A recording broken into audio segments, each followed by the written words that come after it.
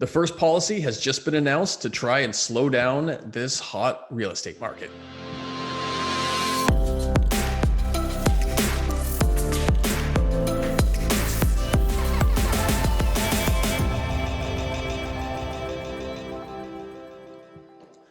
This week, on Thursday, April the 8th, the first policy-induced sort of attempt at slowing down the hot market was announced. And that was quite simply an increase to the already existing stress test. The stress test, just so you know, was originally created in 2018.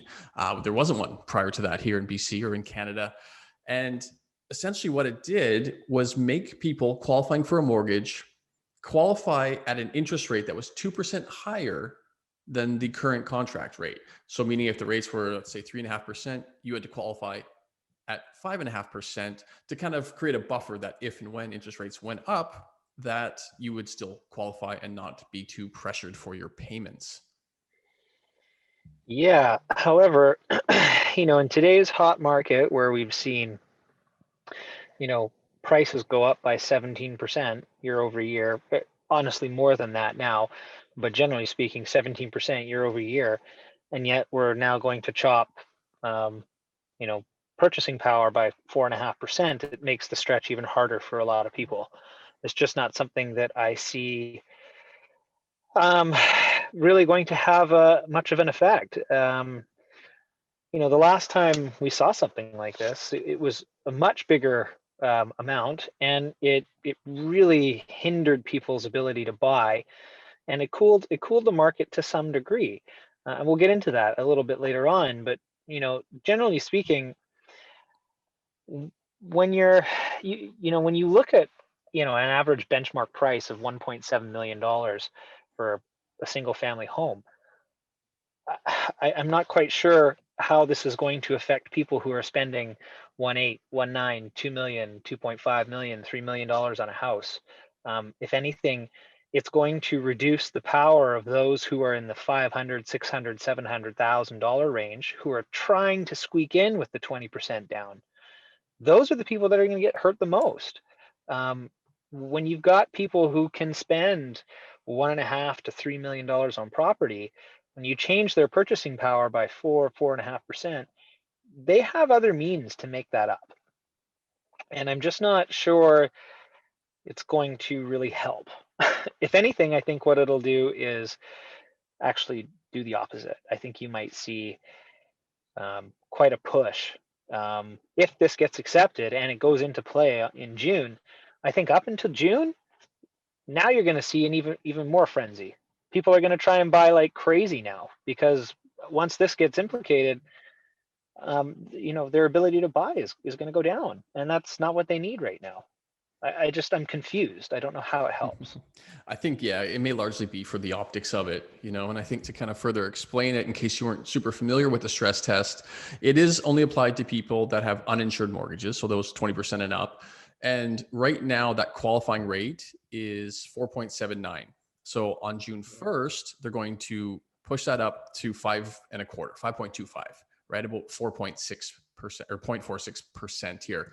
That is going to equate to approximately 4.5 to 5% of your purchasing power.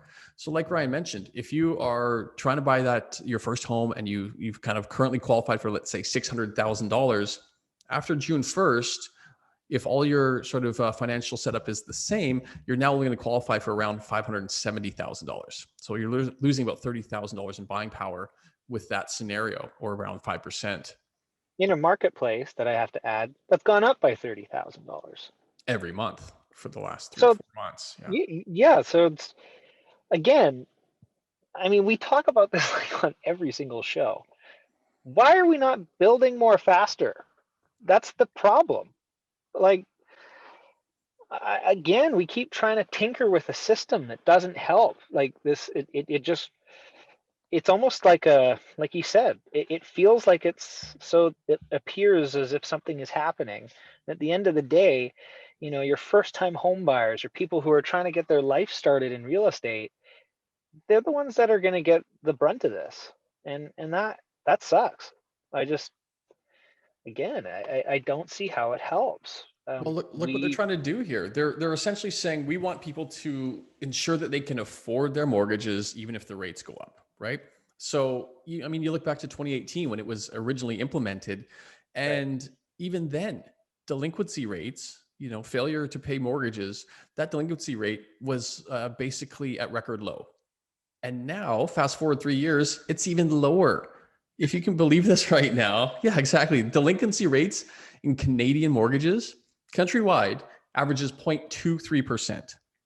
And British A Columbia, quarter of a percent. quarter of 1%. Yeah, are people that are that are delinquent on their mortgages. And BC does even better. In British Columbia, we're 0.16% with the highest property prices in the country, and Ontario is actually averaging the best at 0.1% delinquency rate. So it's not like we have a problem. We're the lowest on the planet, and yet they're like, we want to make that even safer. That's what's going to cool housing, is by fixing something that's not a problem. Sorry, I like that's kind of what it feels like. Yeah, I mean, we're just trying to point at something to say, well, really, what's happened is the government's gone, oops, the interest rates are too low. We said actually we needed the interest rates to be this low, but what we shouldn't have said is that we were going to keep them low for 3 years. It's the messaging, I think, that they kind of screwed up on. I think they should have said, they can't move this lever, so they're going to pull this one, right? Like, that's right. That's what it feels like. And it's like, hello, like this isn't going to help. This is just I don't even know what it's for. I don't know. Well, yeah. I mean, again, you look at some more data here. There's about 500,000 mortgages across Canada, and only about 11,000 of those are in arrears, not delinquent, but just arrears, right? We're talking 3+ months of being late on payments. Again, that's an incredibly low number, right? That's at 0.23%. And then you look at court-ordered sales. How many homes have actually gone so delinquent that the banks have taken them back and they're forcing a sale? In GVRD here, there's 81 right now for sale. That's 0.008% of all inventory is court-ordered. So again, it's barely a blip on the radar, right? The issue is not people going delinquent on their mortgages. I wish I had more to say. I just, because what I think is actually going to happen is kind of like what I just said at the start. You got the government, and it's OSFI, I think it is, or OSFI, I can't remember. Yep, that's right. That has come out and now said, okay, well, this is going to be our response to the hot housing market. And it's like, well, if you do that and you set a deadline, you're going to create even more of a frenzy up to that deadline. We're going to have an even tougher time with inventory because you're going to take away people's ability to buy. That's right. Yeah. They've thrown out some fear mongering, in a sense, is how some people may look at it. Oh, I can only purchase less, or 5% less, if I wait till after June. So I'm going to take April and May and buy a house. So yes, it will add short-term fuel to the fire, for sure. Yeah. Or they're going to maximize on that purchase too. It might make an unreasonable purchase when knowing that they're not going to be able to do that in the future. Yeah. And that's going to have its own implications. To me, I'm lost on the policy making decision here. I know they got to do something. I get that. But why are we not talking about building houses? Why are we not talking about sweeping zoning changes? Why are we not talking about high density? My take on that is because that's hard. Yeah, because it takes real work. Changing a decimal point, increasing it by 4/6 on something that exists, very easy. Yeah. Sweeping zoning changes, permit changes, densification changes, those are incredibly challenging to do, at least in the current landscape. Hiring people to issue permits. I don't know. To me, it seems like a manpower job. It seems like, like there's simple fundamental economics, and we keep sticking our finger in the middle of not making it fun. It's very different. It's very difficult to handle right now and make any sense of this stuff, especially for people who have now, saved over the last 2 or 3 years to buy that house or buy that condo, only to now realize that they might not be able to. I just don't think it's fair, and we have a first-time home buyers incentive up to 525,000. Well, I don't even know how you're going to buy something now.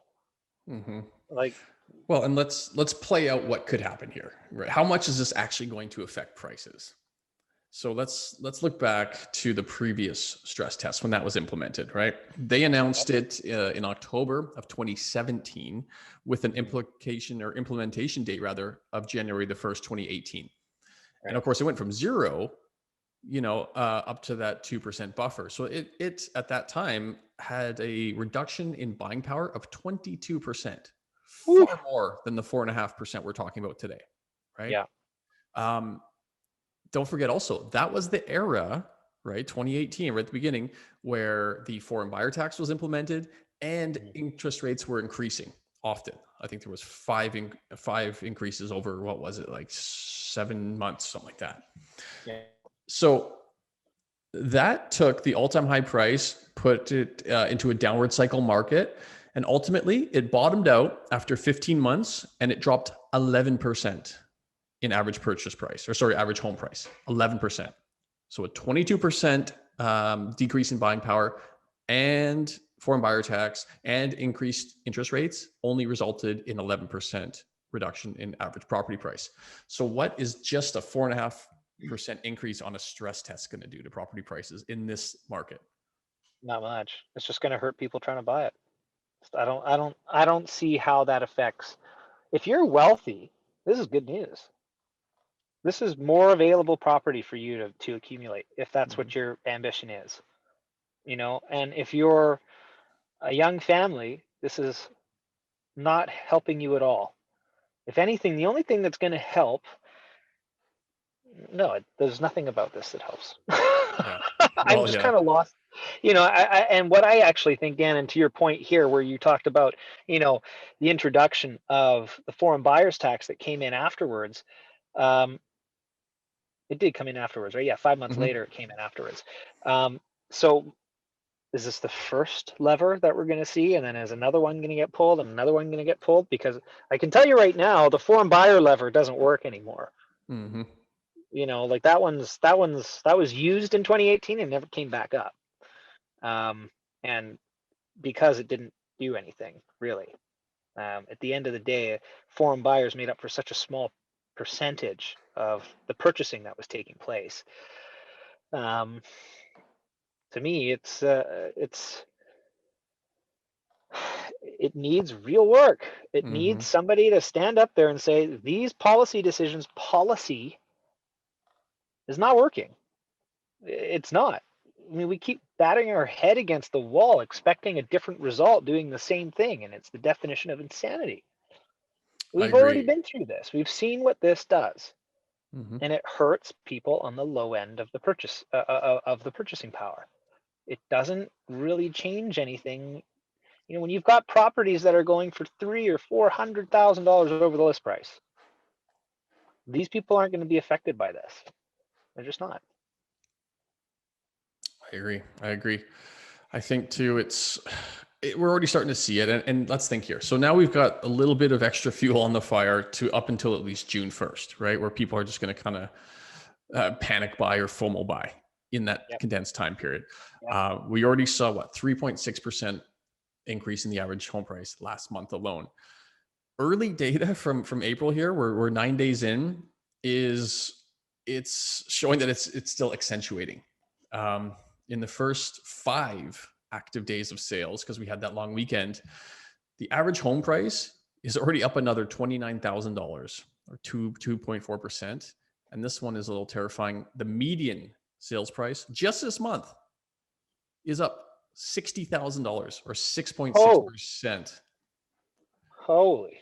So if this continues, right, we're going to see probably similar to last month, 3.5, 4% price appreciation in 1 month, meaning we're going to be over 10% for the year just by the end of April. This is the result of interest rate fluctuation. If for whatever reason the government could notch up the interest rate by a small amount, it would cool the market right away. Mm-hmm. I It will. don't know what There's it no doesn't question have about to. it. It doesn't have to be this complicated. Hmm. Even change your messaging. I know. We said 3 years. We've lied before, so we're gonna, we lied about it now. It's gonna be a year. We're gonna raise the interest rate because we have to. Hmm. Okay, prices are just getting out of control. So at what point do you say, oh well, maybe they're right at that point? I just the messaging.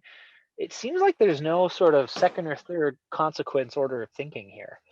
It's just sort of, it's too hot, react. Hmm.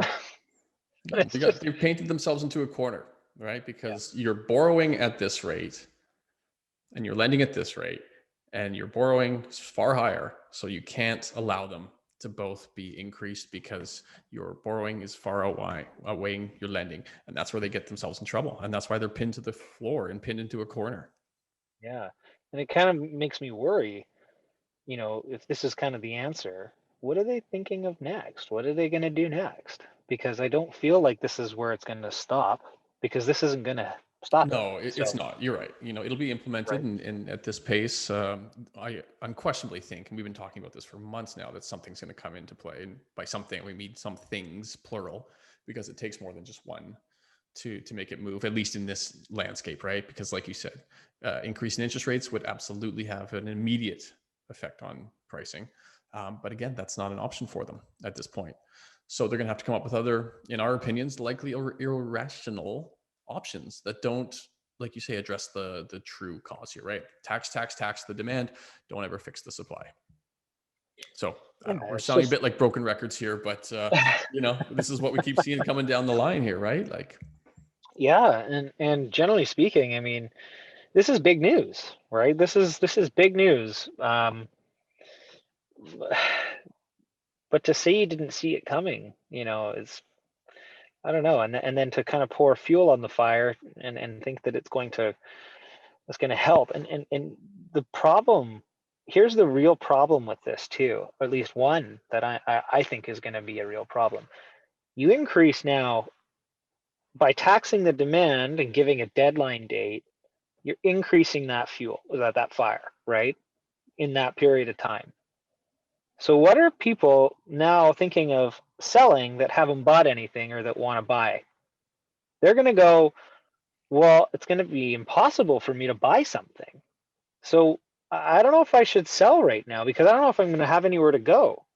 So they're going to restrict their own supply because they're going to be terrified of not having a home or having to rent or doing something that isn't going to make sense for them. So mm-hmm. they're not going to move. So instead of encouraging people to put their place on the market, which is what we need more places on the market, it's going to have the opposite effect. People are going to go, wow, I mean, if April's going to go even more nuts than March was, then I mean, it'd be great to sell because I'm going to get a great number, but I'm going to be left homeless with nowhere to go, or I'm going to have to go from Vancouver to Coquitlam, which is happening like crazy right now. Mm-hmm. That's the thing, right? So all of these suburban markets are getting hosed by everybody who's moving out of Vancouver, and you sell a home on the west side for 4 million, you can buy something for 2.5 million on the east side, and you pocket $1.5 million. So overspending by 20 or 30 or 50,000 to get your place, they have the capacity to do that. And so these implementation measures don't make any sense because for whatever reason, I don't feel like there's been any real kind of consultation with the industry. It's just another lever to say, hey, we're trying something. But we need real work. We need you to sit down and figure out how we're going to build 100,000 homes. And where are they going? Mm-hmm. Right? Mm-hmm. What are we building? How are we getting there? What's it going to cost? What are the incentives for developers? Let's put some, first time home buyer incentive that makes sense, like up to 700 grand or something even higher. And let's get these people into homes. It's like, I don't know. One thing I just thought of too that we'll keep in mind, and we'll pin this now, but it's for a future episode. With this increased stress test, let's also recognize when the cycle turns and it goes down, and let's say housing tanks for a while, and let's say it's flat for a while. This is a tool that they can now flick the switch and increase buying power by 27%. Right? Because now they've suppressed it by 27. They can now up it by 27. So again, we're not talking about that today, but something to recognize for the future that, people think the market's just going to crash and that everything stays the same, right? None of these policies are going to be lifted. Well, we've seen it happen. We've seen them loosen and we've seen them tighten. So just know that come down the road. And every time the government does this, every time the government sticks their finger into a free market, you scare off the people who want to invest to help create more supply. They don't want this kind of stuff coming in. This creates uncertainty. This creates change. You don't allow for competitive market forces to take place every time you introduce a new policy. We have market forces at play here. I'm just when you look at fundamental supply and demand, when we got demand up here and supply down here, well, the balance just isn't equaling out. So we have to balance it. We can't keep pushing tax in there. It's not going to change anything. It just pushes this problem 2 years down the road. It's going to be even worse of a problem in 2 years. Anyways, I'm sounding like a broken record, and I'm sorry about that. Well, hey, no worries. It's a contentious issue. It really is. So, we're getting close. We're 10 days out from the new federal budget. That'll be an interesting one to see what their housing policy looks like there. We could expect some sweeping changes, but again, I bet you it's not on the side that we want it to be. Regardless, that's it for us this week. Thanks so much for listening and watching. Everything you need house-wise and homing-wise, please visit thevancouverlife.com. See you guys next week.